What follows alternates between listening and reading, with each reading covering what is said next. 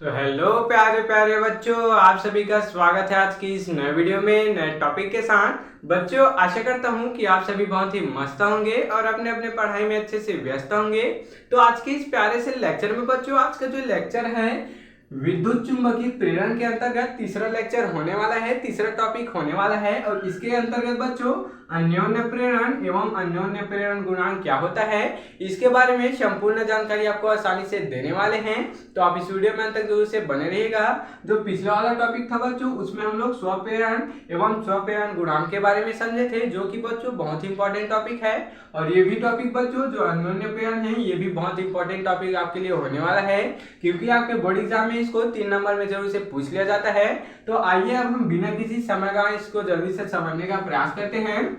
तो ये बच्चों जो ये परिभाषा है, इसको समझने से पहले अन्योन्य प्रेरण क्या होता है यहाँ पर डायग्राम के माध्यम से समझने का प्रयास करेंगे, ताकि आपको ये जो 4 लाइन में यहाँ पर लिखा हूँ या आसानी से आपको समझ में आ जाए। तो ध्यान देंगे बच्चों, यहाँ पर हम लोग 2 कुंडली बना लेंगे। ध्यान देंगे यहाँ पर बच्चों एक कुंजी लगा देंगे। ये मान लेते हैं कि एक सेल है, यहाँ पर एक सेल लगा देते हैं बैटरी। और देख सकते हैं बच्चों इसी में हम लोग एक कुंडली फिट कर देते हैं।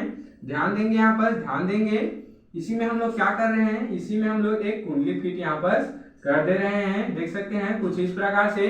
अब इसी के बगल में बच्चों एक दूसरा और कुंडली बना लेते हैं, एक दूसरा और बना लेते हैं बच्चों। ध्यान देंगे यहाँ पर, ये क्या हो गया बच्चों, एक और कुंडली यहाँ पर बन गया है, देख सकते हैं।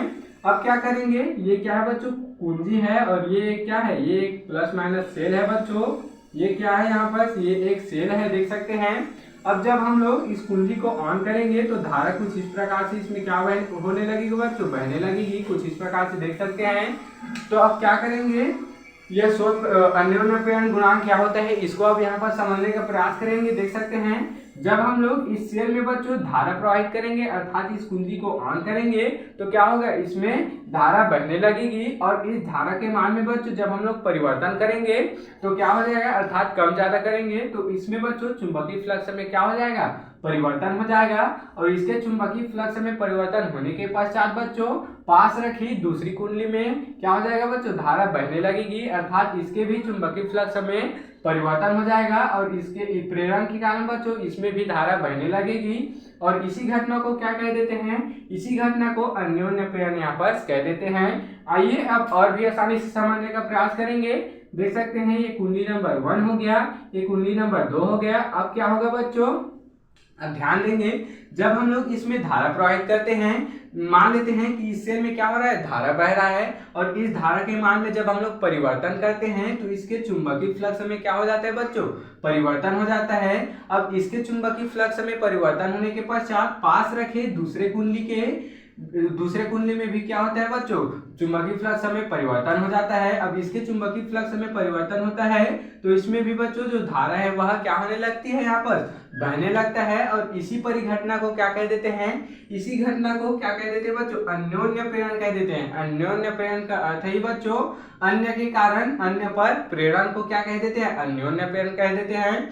इसके कारण बच्चों कुंडली नंबर 1 के कारण कुंडली नंबर 2 में प्रेरण हो रहा है, धारा बह रहा है, इसी को क्या कह देते हैं, अन्योन्य प्रेरण यहाँ पर कह देते हैं, या फिर इसी को अन्योन्य प्रेरण गुणांक कह देते हैं। आइए अब हम इसी को परिभाषा के माध्यम से समझने का प्रयास करें। तो क्या है, जब किसी कुंडली में बहने वाली धारा के मान में क्या किया जाता है, परिवर्तन किया जाता है या फिर परिवर्तन होता है, उसी को हम लोग यहाँ पर बोले बच्चों, जब इस कुंडली में धारा बहती है और इसके मान में परिवर्तन किया जाता है तो क्या होता है बच्चों, चुंबकीय फ्लक्सों की संख्या में परिवर्तन होता है। इसके चुंबकीय फ्लक्सों की संख्या में परिवर्तन होता है, जिसके कारण प्रथम कुंडली के पास रखे दूसरे कुंडली में भी चुंबकीय फ्लक्स की संख्या में परिवर्तन हो जाता है। जिसके कारण क्या होता है बच्चों, प्रथम कुंडली के पास रखे दूसरे कुंडली के चुंबकीय फ्लक्स में भी क्या होने लगता है, परिवर्तन यहाँ पर होने लगता है। इसी को हम लोग अभी बताएं।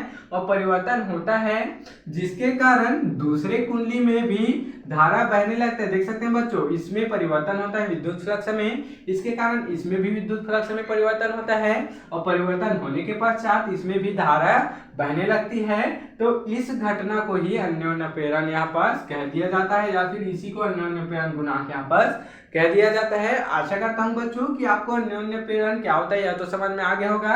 एक बार और समझने का प्रयास करेंगे। देख सकते हैं बच्चों, ये जो 4 लाइन है इसको रटना बिल्कुल भी नहीं है, यहाँ पर हम आपको अच्छे से समझा दे रहे हैं, इसको आप अच्छे से समझ लीजिए।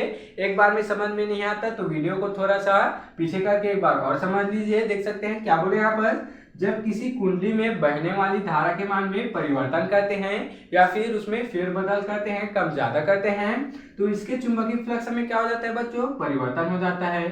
अब इसके पास रखे दूसरे कुंडली में भी क्या हो जाता है बच्चों, इसके चुंबकीय फ्लक्स में भी परिवर्तन हो जाता है, क्योंकि इसमें परिवर्तन होने के पश्चात इसमें भी परिवर्तन हो जाता है। अब जब बच्चों चुंबकीय फ्लक्स में परिवर्तन होता है तो क्या हो जाता है, यहाँ पर इस दूसरे कुंडली में धारा बहने लगती है और इसी परिघटना को बच्चों अन्योन्य प्रेरण यहाँ पर कह देते हैं। तो चलिए बच्चों अब हम लोग अन्योन्य प्रेरण गुणांक को निकाल लेते हैं। तो सबसे पहले चुंबकीय फ्लक्स है यहाँ पर क्या हो जाएगा, फाई हो जाएगा। जिस प्रकार से बच्चों स्वप्रेरण में था तो फाई समानुपाती क्या होता है बच्चों, यहाँ पर आई हो जाती है। चुंबकीय फ्लक्स में परिवर्तन और उसके समानुपाती क्या होता है बच्चों, धारा होता है। जिस प्रकार से हम लोग चुंबकीय फ्लक्स में जितना ज्यादा परिवर्तन होगा उतना ज्यादा धारा के मान में परिवर्तन होगा। इसके बाद बच्चों फाई इज इक्वल टू, जब ये क्या है, ये क्या है बच्चों, समानुपाती हट जाता है तो एक कांस्टेंट आ जाता है m। अब बच्चों m के मान अगर हमको चाहिए m का मान तो फाई और आई यहाँ पर आ जाएगा। देख सकते हैं कुछ इस प्रकार से, आई इधर आ गया, फाई इधर आ गया और m किधर गया बच्चों, इधर। जब m का मान चाहिए अब क्या करेंगे, अब हम लोग बच्चों अवकलन करेंगे। अवकलन किस में करेंगे, दोनों पक्षों में करेंगे।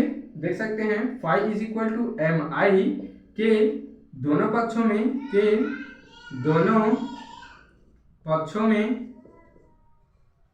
में बच्चों क्या करने पर, अवकलन क्या करेंगे बच्चों, अवकलन करने पर तो अवकलन करेंगे तो क्या हो जाएगा बच्चों, इधर ध्यान देंगे। अवकलन करेंगे तो क्या हो जाएगा, दोनों पक्षों में अवकलन किस प्रकार होता है बच्चों, डी फाई अपॉन क्या हो जाता है, डी टी हो जाता है। इक्वल में बच्चों डी अपॉन क्या होता है, डी टी होता है, हमको चूंकि पता है। और उसके बाद क्या बचा यहाँ पर, एम आई बचा है, इसको कोष्टक में लिख देंगे एम और आई को। अब चूंकि क्या होता है, D phi upon D T, D phi upon में बच्चों क्या है यहाँ पर डी टी है, इक्वल में क्या होता है, ई हो जाता है। इक्वल में क्या हो जाता है बच्चों, ई हो जाता है। तो उसको यहाँ पर इनपुट कर देंगे तो क्या हो जाएगा, ई इज इक्वल टू क्या बचा यहाँ पर, डी टी और इधर क्या बच्चों एम आई बचा है तो उसको लिख देंगे।